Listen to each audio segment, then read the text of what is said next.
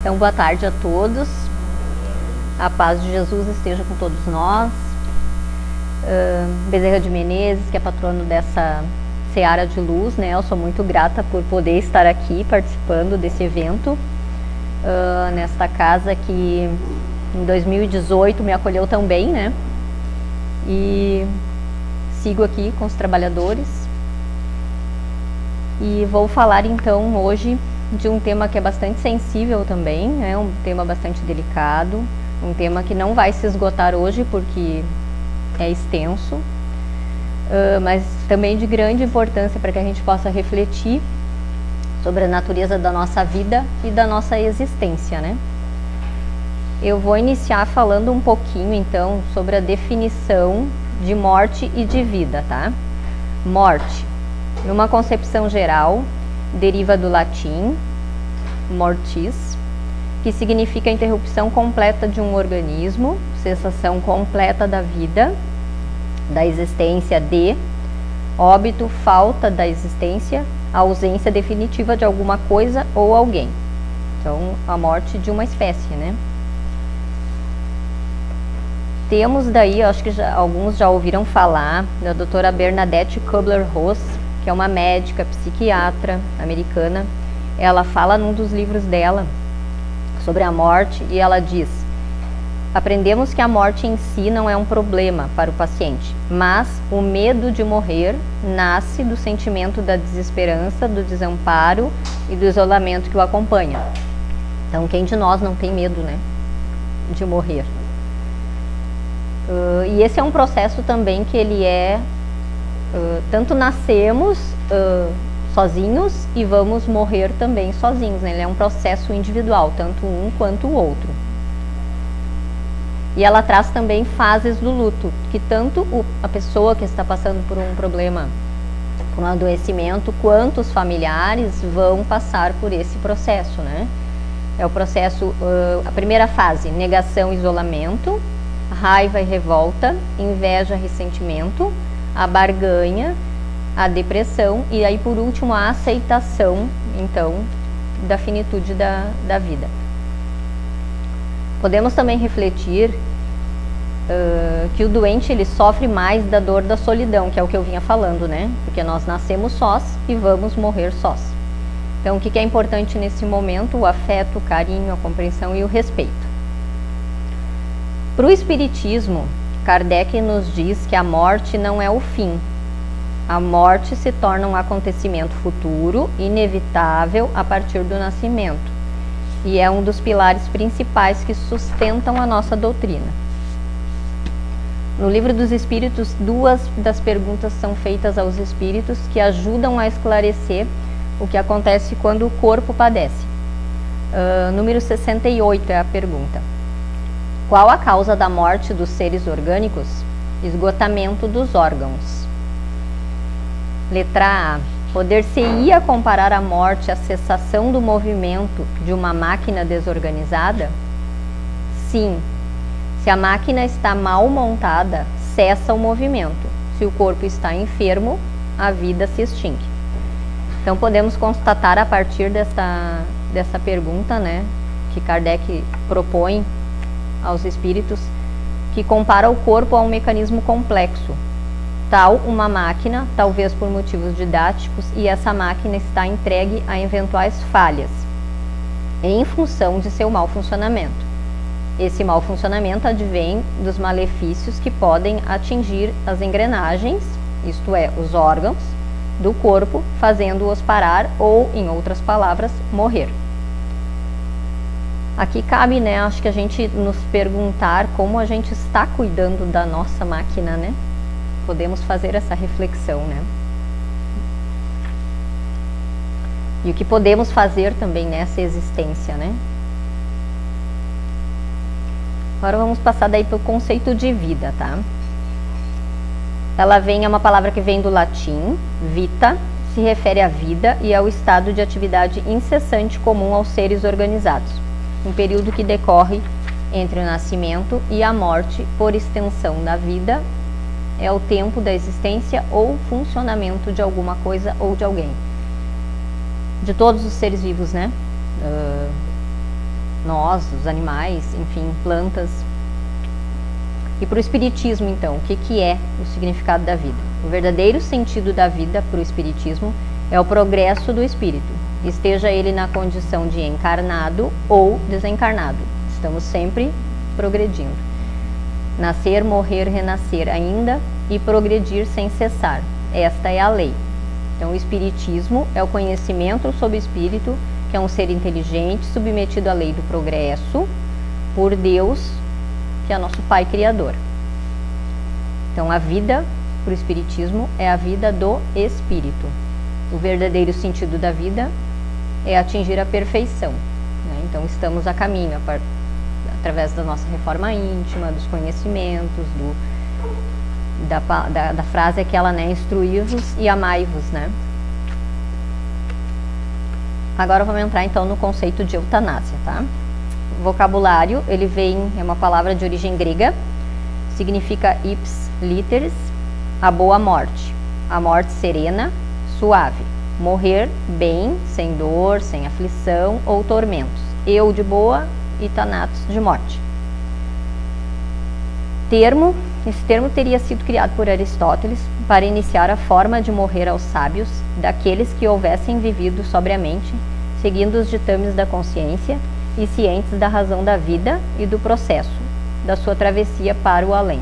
Então, para a nossa verdadeira pátria, né, para o mundo espiritual. Eutanásia é, pois, o ato pelo qual subtrai-se a vida de alguém sob a escusa de evitar-lhe sofrimentos, bem como aos familiares. É uma falsa noção de piedade e de caridade. É uma prática que consiste em induzir a morte de um doente incurável ou acometido por profunda dor física. Se trata de um processo rápido, indolor, normalmente realizado com uma injeção em uma dose alta de sedativos. Cabe aqui salientar, então, que no Brasil a eutanásia não é permitida, ela é um crime, e já no mundo afora existem alguns locais onde ela é legalizada e costuma ser executada por um profissional de saúde. No Evangelho segundo o Espiritismo, ele traz a mensagem de São Luís acerca desta legalidade, né? No capítulo 5, item 28, intitulado "Será lícito abreviar a vida de um doente que sofra sem esperança de cura?" E a resposta: "Quem de vós daria o direito de pré-julgar os desígnios de Deus? Não pode ele conduzir o homem até a borda do fosso para daí o retirar, a fim de fazê-lo voltar a si e alimentar ideias diversas da que tinha? Ainda que haja chegado ao último extremo um moribundo, ninguém pode afirmar com segurança que lhe haja soado a hora derradeira. A ciência não terá se enganado nunca nas suas previsões?" Então, a dor e o sofrimento geralmente são fardos difíceis de suportar, né? E o pensamento de abreviar a vida pode surgir em algum momento, porém, toda forma de vida tem sua razão de ser. A questão é que a ideia se baseia nas condições atuais de um corpo humano, né? E não considera o que as circunstâncias representam para o espírito. O sofrimento, na verdade, são mecanismos de resgates indispensáveis à evolução espiritual. É por meio das vicissitudes da vida que os espíritos depuram seus débitos e adiantam seu progresso moral. Então, né, na visão espírita, a eutanásia ela é bastante clara na visão espírita. Não se deve induzir ou antecipar a morte. No Livro dos Espíritos, na pergunta 953, quando uma pessoa vê diante de si um fim inevitável e horrível, será culpada se abreviar de alguns instantes os seus sofrimentos, apressando voluntariamente sua morte? A resposta: é sempre culpado aquele que não aguarda o termo que Deus lhe marcou para a existência.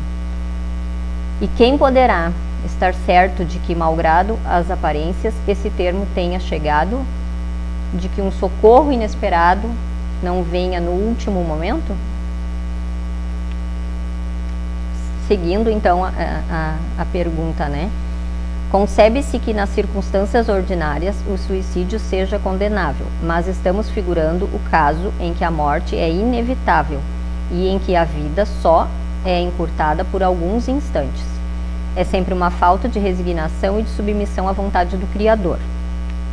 E ainda tem um item B que fala quais são, nesse caso, as consequências de tal ato. As consequências de tal ato, então, é uma expiação proporcionada, como sempre, à gravidade da falta de acordo com as circunstâncias. Então, nós sempre vamos ter, toda a escolha que a gente fizer vai ter uma consequência e a gente vai em algum momento ter que se haver com ela, né? No livro também do Consolador tem uma pergunta que é a 106, que fala o seguinte: a eutanásia é um bem nos casos de moléstia incurável? Resposta: o homem não tem o direito de praticar a eutanásia, em caso algum, ainda que a mesma seja a demonstração aparente de medida benfazeja.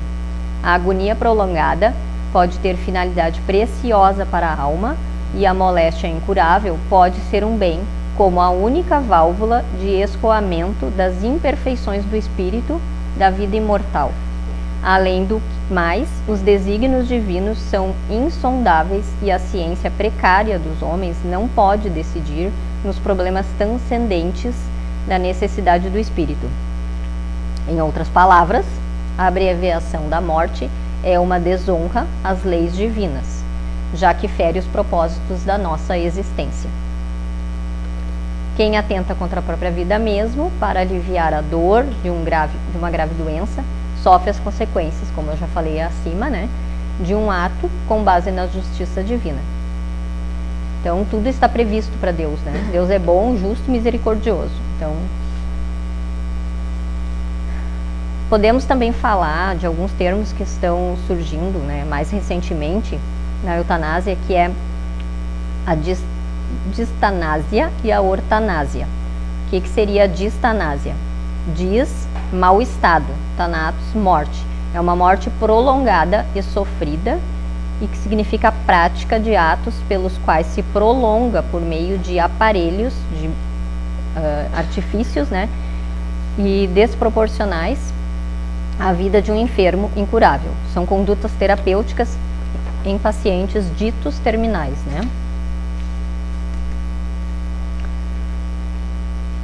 Costuma-se usar então aparelhos e medicamentos para afastá-lo da morte e assim proporcionar um período maior de conscientização da situação e até mesmo para a despedida de familiares.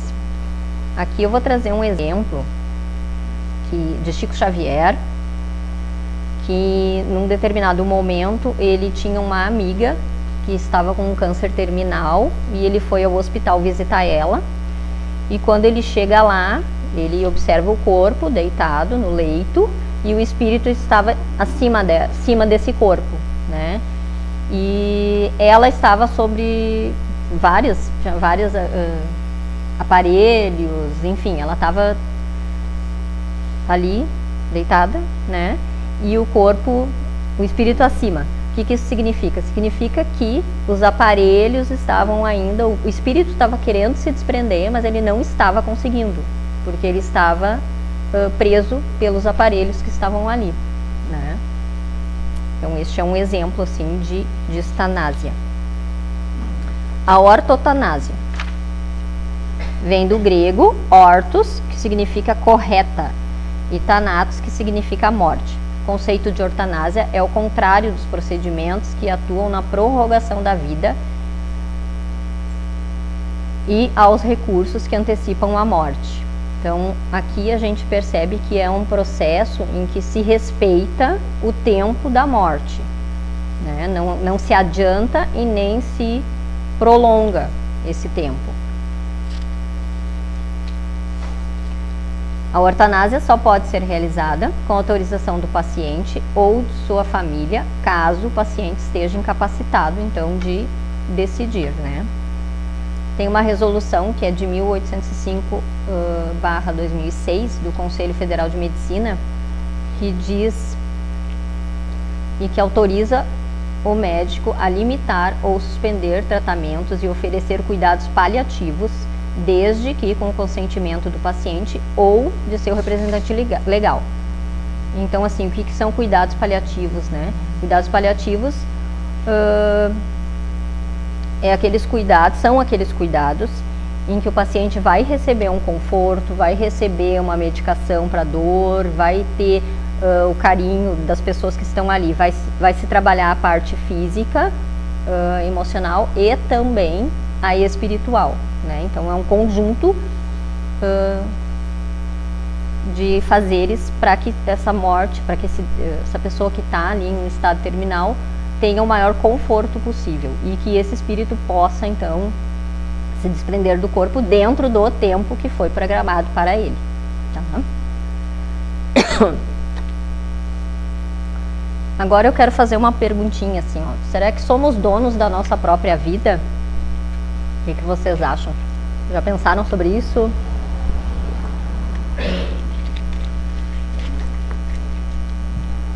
Então, de certo modo, não deixa de ser uma verdade, né? Todos nós temos, o que nós temos? Livre arbítrio, né? Então, de um certo modo, quando nós estamos aqui encarnados, nós temos capacidade de fazer as nossas escolhas. Nem sempre essas escolhas são adequadas para aquilo que a gente precisa, mas nós temos o livre-arbítrio, né? Então, de um certo modo, nós somos donos da nossa própria vida. Mas não podemos nos esquecer de que essa liberdade provém de um Pai, de um Deus Criador que nos criou, né? E que a gente tem um script, então, a seguir, mesmo que quando a gente nasça, a gente não lembre dele, né? Mas a gente vai ter que seguir. Então, Deus nos concedeu a possibilidade de agir conforme os nossos próprios desejos e decisões. Porém, temos que lembrar que tudo o que realizamos nos traz a consequência. Então, temos uma escolha, podemos escolher, mas teremos as consequências de reações de nossas atitudes. E opor-se à vida constitui um ato contra a lei divina, que é uma criação incessante. Então, além do mais, Deus é quem proporciona a vida e somente Ele tem o direito de nos convocar de volta ao plano espiritual. E a gente vê como é importante, né, a gente preservar a nossa vida, né?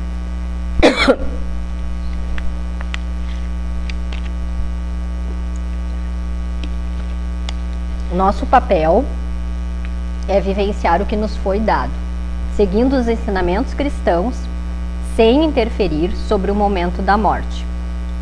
Então, deixando que ela aconteça, né, no tempo certo. Conforme o livro do Céu e Inferno, Kardec nos traz: toda falta cometida, todo mal realizado é uma dívida contraída, que deverá ser paga. Não há regra absoluta, nem uniforme, quanto à natureza e duração das consequências, mas se sabe que a expiação varia segundo a natureza e gravidade da falta. Além disso, se não for paga em uma existência, pode se estender para as seguintes encarnações. Indo para o final, eu vou trazer aqui um pequeno relato da comunicação de espíritos que sofreram a eutanásia e como eles ficaram, então, né? É a história de Cavalcante, que foi contada por André Luiz no livro Obreiros da Vida Eterna, psicografado por Chico Xavier também. O que ele narra? Ele narra que Cavalcante estava muito mal, seus órgãos, vários órgãos debilitados, né? E aí o médico aplicou, resumidamente, né? Se vocês pegarem lá no Obreiros da Luz, tem todo o relato na sua íntegra, mas resumindo, o médico aplicou uma dose letal, então, em Cavalcante, porque ele estava,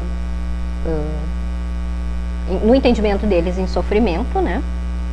E ele acaba morrendo. O plano espiritual, por sua vez, né, André Luiz conta daí o que aconteceu no plano espiritual.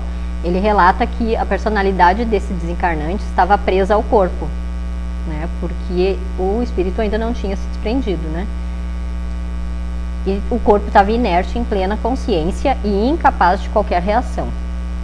A libertação do espírito só foi possível após 20 horas de trabalho árduo da espiritualidade.